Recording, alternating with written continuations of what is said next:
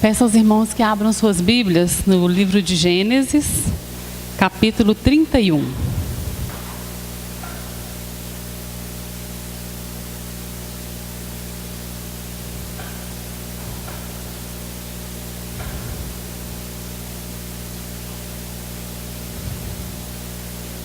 Peço aos irmãos para a gente fazer uma leitura. Todos já encontraram? Gênesis 31, versículo 26.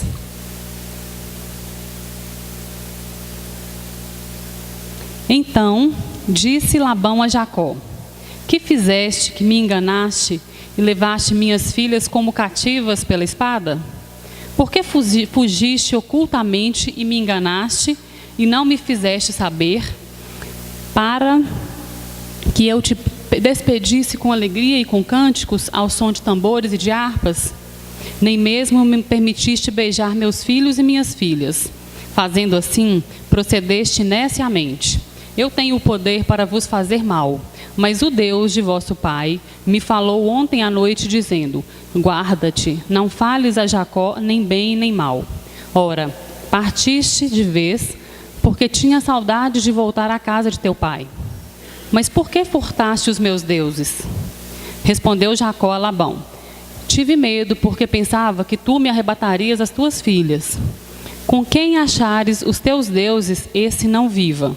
Diante de nossos irmãos, descobre o que é teu, do que está comigo, e leva-o contigo. Pois Jacó não sabia que Raquel os tinha furtado. Peço aos irmãos para fecharem os olhos, abaixar a cabeça e vamos colocar nossas vidas diante do Senhor. Pai, nós queremos louvar o nome do Senhor e agradecer porque temos essa palavra conosco, Pai.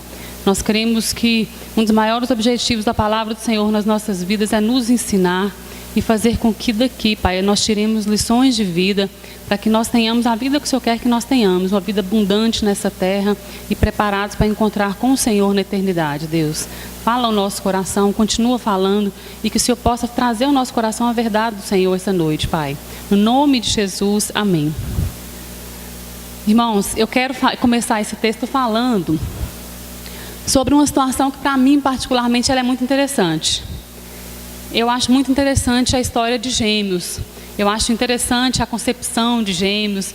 E quando eu vejo essa história, eu lembro dos primeiros gêmeos que a Bíblia relata. Vocês lembram quais são esses irmãos gêmeos? Quem lembrar, quiser falar? Quais são os primeiros gêmeos da Bíblia? Esaú e Jacó. Então, Esaú e Jacó são os primeiros gêmeos da Bíblia. E quando eu comecei a ler essa palavra, eu fui lembrando sobre a história. E para quem conhece, eu vou fazer um breve relato. Quem não conhece esse breve relato, você vai ter uma noção. Esaú e Jacó nasceram, e no momento do nascimento a palavra deixa claro que um nasceu antes que o outro. Esaú nasceu antes de Jacó. E era um costume da época, o irmão que nascia antes, ele adquiria um direito que era chamado de o direito da primogenitura. E sobre esse direito, ele tinha a primazia de ser o agraciado da casa. Então, o primeiro herdeiro era ele. Ele tinha mais benefícios do que o outro irmão. Apesar da gente perguntar, mas não são gêmeos? Mas ainda assim, quem nasceu, quem apontou a carinha primeiro, era o primeiro. E o outro era o menor. E aí, durante essa leitura, eu fui descobrindo algumas coisas que para mim até então estavam ocultas no texto. E eu fui vendo sobre a situação de Esaú e de Jacó. E chegou um determinado momento, em função dessa primogenitura, desse direito adquirido por eles, e eles tiveram um desentendimento e Esaú precisou, e Jacó precisou fugir da casa dos pais, com medo de uma situação de morte que estava apontada por Esaú contra a vida dele. Nessa fuga, ele foi para uma terra bem distante, que era a Mesopotâmia, e foi ficar alojado na casa do tio dele, que chamava Labão. Chegando na casa de Labão, a primeira pessoa que ele encontra é uma moça chamada Raquel. E Raquel, ele se apaixona, e eu quero chamar os irmãos para fazer uma breve leitura, no Gênesis mesmo, 29, no versículo 17. Quando fala de duas irmãs. E aí fala de Raquel e de Lia. E em Gênesis 29:17 fala assim: Lia tinha olhos tenros, ao passo que Raquel era formosa de porte e de semblante. Então a palavra de Deus deixa bem claro que Raquel eram duas irmãs. Uma era bonita de cima a baixo, era rosto bonito, corpo bonito, era uma Gisele Bündchen. E a outra, até então eu tinha ouvido falar que ela tinha os olhos feios, que ela era vesga, que ela era aquilo, isso e aquilo. E na verdade, como eu olhei várias versões da Bíblia, todas as versões falavam, ela tinha olhos tenros, ela tinha olhos meigos. Então, na verdade, o grande ponto forte de Lia eram os olhos. Ela tinha olhos sinceros, olhos meigos, e Raquel era toda bonita. Então, uma só tinha o olho e a outra era toda. E aí, Jacó se apaixonou por Raquel e fez um tratado com o pai para trabalhar por ela durante 7 anos. Ao final dos 7 anos, na noite de núpcias, ele foi receber a esposa e recebeu como esposa Lia. E eu sempre me questionei, falei, Deus, mas como que a pessoa convive com a outra durante 7 anos, chega na noite de núpcias, ele não reconhece que aquela não tem nada a ver com a outra, que elas são diferentes? Eu não entendia isso. Aí eu fui e pesquisei no Talmud, que é um livro de tradições judaicas. E o Talmud deixa claro que elas eram gêmeas. E eu não sabia. Aí eu pensei, então é por isso que ele confundiu. Porque na verdade era a mesma estrutura de corpo. Então foi para uma tenda, e a tenda estava na penumbra, então, e ele entendeu que seria a esposa dele. E aí ele levou uma gêmea ao invés da outra. No outro dia, com um dia claro, ele descobriu que, na verdade, ele consumou o casamento com Leia, ou Lia, e não com a amada do coração dele. E ele foi procurar o sogro que havia sido desonesto com ele. E o sogro propôs, não, vamos combinar assim. Você já trabalhou 7 anos? Essa aqui está paga. Então, pela próxima, você vai pagar os próximos 7 anos. Então, tenha a sua semana de núpcias com Lia, e depois dessa semana você vai ter realmente seu casamento com Raquel. E assim foi. Então, ele ficou 7 anos trabalhando por Raquel, recebeu Lia, mais 7 anos trabalhando por Raquel, 14 anos. E aí, na hora que terminou esse período, Labão fez uma proposta para ele, e ele ficou por mais 6 anos. Ou seja, ele ficou 20 anos trabalhando para o sogro. Quando o filho dele nasceu, e Raquel tinha um problema de esterilidade. E ao final de praticamente, no 8º ano, que ela já estava grávida, ou seja, quando já tinha 15 anos, que Jacó morava na terra de Labão, o filho dele, que era fruto do casamento dele com Raquel, nasceu, que era José, o primeiro filho. Nessa altura, ele já tinha 6 filhos com Lia, 2 filhos com uma serva de Lia, que era Bila, e 2 filhos com uma serva de Raquel, que era Zilpa. Então, ele terminou essa história assim com 11 filhos. Aí chegou para Labão, falou que queria ir embora. O sogro dele persuadiu e convenceu ele a ficar na terra.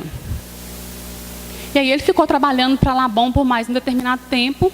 E Labão prometeu para ele, o salário que você quiser, eu te dou.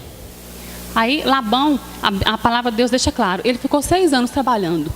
Nesse período de 6 anos, Labão enganou ele 10 vezes. Porque ele falava assim, olha, agora as ovelhas brancas vão ser as minhas, Jacó, e todas as outras vão ser suas. As salpicadas, as manchadas, as listradas, as marrom, todas as outras são suas. Porque ele sabia que a quantidade de branca que nascia era absurdamente maior do que as outras. Aí o que Deus fez? Aí Deus sempre revertia a situação para que Jacó tivesse êxito sobre as propostas de Labão. E aí as branquinhas nasciam só um pouquinho e as outras nasciam aquele tanto. Então nessa brincadeira, depois de 6 anos, Jacó ficou assim absurdamente mais rico do que Labão. E o sogro dele, que até então amava, estimava, gostava dele, o capítulo de Gênesis 31 começa falando que Labão só não olhava para ele com olhos bons. Então ele começou a ser antipatizado pelo sogro, pelos cunhados dele. Por quê? Porque ele tinha enriquecido assim sobremaneira. Mas o foco da nossa mensagem essa noite, inclusive o tema da mensagem é: com essa carga, onde você quer chegar? Então, o nosso foco aqui de atenção vai ser sobre a pessoa de Raquel, que era essa moça bonita, essa Gisele Bündchen aí da Mesopotâmia. Então, aqui nesse texto que nós lemos, fala do encontro de Labão com Jacó, que aconteceu no alto de uma montanha, que era a montanha de Gileade. E o nome Gileade significa monte do testemunho. Então, na verdade, esse nome já estava antevendo o que ia acontecer ali. Ele ia testemunhar uma grande situação de reconciliação, que era o que Deus fez naquele momento. E aí, um pouquinho antes de Gênesis 31, Jacó observou que, como o sogro dele já estava antipatizado com ele já não tinha mais ambiente, ele resolveu, chamou as esposas deles, as duas, e conversou, falou: gente, aqui não dá pra gente mais não. E Deus tinha colocado no coração dele que já era a hora de sair. Então ele entendeu que aquilo ali era até por motivo de segurança dele, da família. Aí chamou as duas, Lia e Raquel, e falou: olha, está na hora da gente ir, Deus deu essa palavra de direção, então eu entendo que nosso tempo aqui já acabou. Vocês concordam? As duas concordaram. E esse fato por si, ele já chama atenção. Porque o homem do Velho Testamento, principalmente nessa época patriarcal, o homem era extremamente machista e ele tinha todo o poder de decisão. Mas ele preferiu chamar as esposas. Aí meu entendimento é que o Senhor quer nos mostrar lá na frente é que elas não fizeram nada disso desavisadamente. Elas saíram da terra por vontade própria, querendo, e foi realmente a vontade delas sair acompanhando o esposo. Quando elas concordaram em sair, ele falou assim: então a gente vai sair, eu não vou avisar Labão, porque ele já se interpôs uma vez e eu entendo que ele não vai querer que a gente saia novamente. E assim eles fizeram. Como eles moravam a uma distância de 3 dias a pé, a notícia gastou 3 dias para chegar para Labão. Quando chegou para Labão, Labão ficou furioso e foi atrás deles. Passado algum tempo, Labão encontrou com eles em cima do monte de Gileade. E Labão falou com ele: por que você me enganou? Por que você levou minhas filhas? Por que você levou tudo? Por que não me deixou despedir dos meus netos? E aí Labão, nesse choro dele todo, ele fala e ele termina assim: por que furtaste os meus deuses?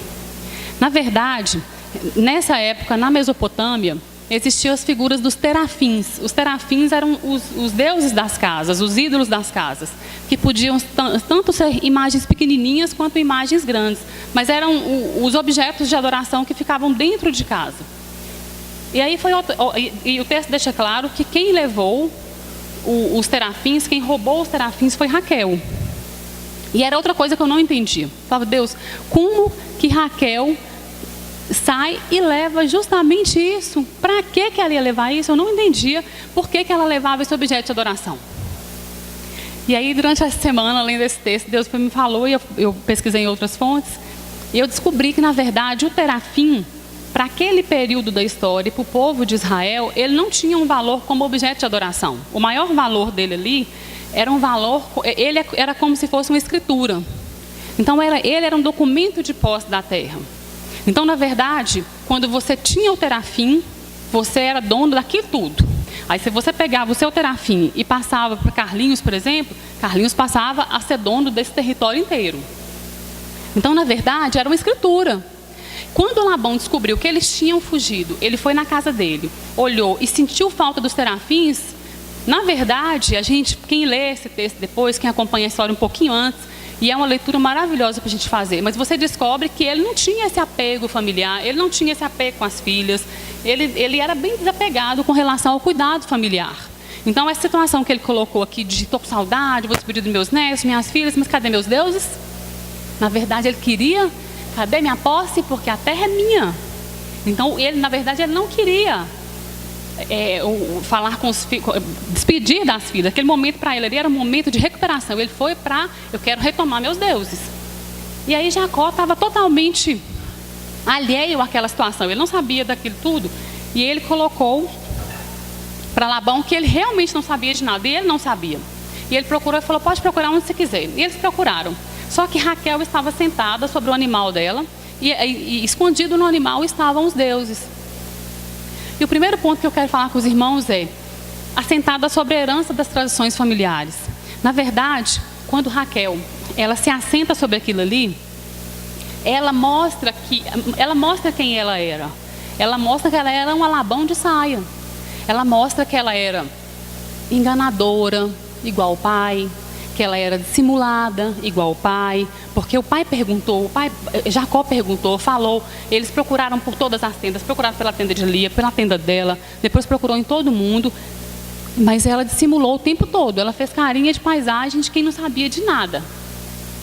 Então ela mostra que ela estava assim levando os ídolos, mas o que ela carregava mais dentro dela era aquele ranço da tradição familiar, aquela ruindade do pai e aqueles maus costumes que ela não se desapegou. E eu chamo a atenção dos irmãos que Raquel já convivia com Jacó, que era um homem de Deus há 20 anos.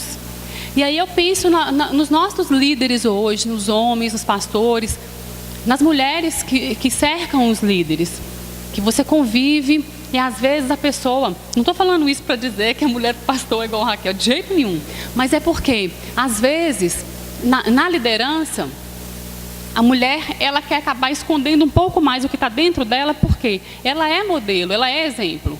Então se você coloca para fora que você não acredita muito naquilo, as coisas não são muito do jeito, não, pode ser que aconteça isso, mas não é bem assim. Então às vezes você não tem coragem de verbalizar.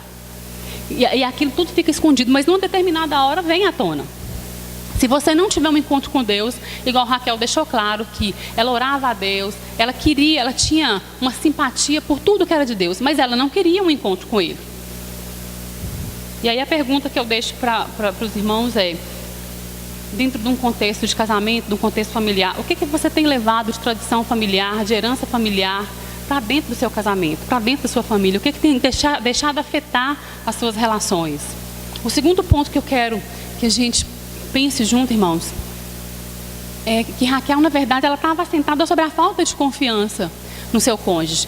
Vamos lembrar que Jacó já estava muito rico, mas era rico, como diz o povo lá de Bocaiúva, não é rico,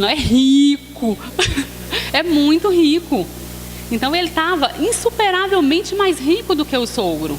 Qual a necessidade que ela tinha? E aí ele não tinha intenções de voltar para a Mesopotâmia. A gente vê na trajetória bíblica que ele fez isso aqui, ó. Ele foi um crescente. Ele saiu de lá, ele queria chegar em Canaã. Então ele não tinha intenção de voltar. Ela sabia que ele não tinha. Ela concordou em sair de lá. Mas mesmo assim, o que ela quis garantir quando ela levou os ídolos? A posse da terra. Como que ela queria garantir a posse de uma terra que eles não iam voltar para lá? Então, na verdade, quando você se assenta sobre bases falsas, sobre a ganância, sobre esse interesse falsificado, até esse espírito de loucura, essas ideias que não batem, que não tem nada a ver, que tipo assim, eu quero uma coisa que na verdade eu só quero por querer, mas eu nunca vou usar. Então, tudo isso vem à tona. E quando Jacó fala para Labão que ele desconhecia aquela história toda, na verdade ele desconhecia. E aí, trazendo para um contexto conjugal, eu vejo que, na verdade, ele estava andando numa via de mão única. Ele plantou confiança, ele confiava nela, mas ela não devolvia isso. E o terceiro ponto que eu quero chamar os irmãos para a gente pensar juntos é que Raquel estava assentada sobre uma grande frieza espiritual. Na verdade, para mim me impacta muito o fato de uma mulher estéril ser casada, durante 8 anos estar casada, saber que Deus tem promessa de, através do marido dela, fazer dele uma grande nação, e ela conhecia as histórias de Sara, que era estéril, de Rebeca, que era estéril. Então, tem todo um antecedente ali que depunha a favor do Deus de Jacó, que falava com ela que aquele era o Deus dos milagres. E apesar disso, convivendo com esse Deus, com 20 anos, ela era fruto de um milagre. Ela olhava para o lado, ela via José era fruto de um milagre, porque ela era estéril. E mesmo assim, ela estava na frieza espiritual de entender que ela precisava, de alguma forma, ter uma garantia para continuar a caminhada. Porque se lá na frente não desse certo, se eu voltar, eu tenho garantida a minha terra. Então, na verdade, a lição que eu tiro para a minha vida é que se você sai na confiança de Deus, e se Deus te manda ir, e se você já faz planos de retorno, para mim você não está sendo previdente, você não está se planejando, você está desconfiando. Então uma coisa é você planejar e pensar assim, mas se acontecer isso ou aquilo. Outra coisa é você se garantir para voltar, igual ela se garantiu para voltar. Então para mim isso é uma frieza espiritual que não condiz com a mulher do líder que Jacó foi. E concluindo, irmãos, eu não tenho nenhuma simpatia por Raquel. Eu confesso, irmãos, eu não tenho simpatia por Raquel. Mas eu aprendi com ela muito essa semana, porque Deus falou comigo que, na verdade, todos nós somos igual Raquel. Raquel tipifica a gente na nossa caminhada. E se você está saindo, e igual eles saíam e caminharam para Canaã, mas ela carregava coisas escondidas que ninguém sabia, nem irmão, nem filho, nem pai, nem esposo, ninguém sabia. Mas o Deus que está nos céus, que está no alto, que vê tudo, sabia. E uma hora aquilo vinha à tona. Infelizmente para Raquel, Jacó confiava tanto nela e na situação que falou: olha, com quem foi encontrado esse ídolo, porque eu confio no meu povo, com quem foi encontrado a pessoa pode morrer. O que aconteceu no nascimento do segundo filho dela? Morreu. Então, quando eu vejo essa situação, eu penso assim: isso tipifica qualquer um de nós que estão na caminhada cristã, na caminhada para encontrar com o Senhor, entendendo que a terra que está por vir é muito melhor que essa, muito melhor. Mas que você, às vezes, se prende a coisas que são tão pequenas, irmãos, são tão insignificantes. Mas para você são importantes e são sua garantia. Então, o que tem nessa terra aqui, é igual a palavra de Deus fala, que nada há de se comparar com a glória que em nós há de ser revelada. Então, o que tem nessa terra aqui não se compara com a Canaã celestial. E eu quero deixar com os irmãos essa mensagem e orar mesmo ao Senhor, que aquilo que você tem levado, que está escondido, às vezes está por anos. É igual o Raquel, está por quase 20 anos, ou menos ou mais, mas que está escondido. Que você apresente ao Senhor e jogue isso no meio do caminho e continue a caminhada. Eu quero agradecer aos irmãos a oportunidade, quero agradecer aos meus colegas seminaristas e aos meus convidados. E eu não sei se minha cantora vai cantar. Eu acho que ela está desprevenida, mas eu agradeço aos irmãos pela oportunidade, em nome de Jesus.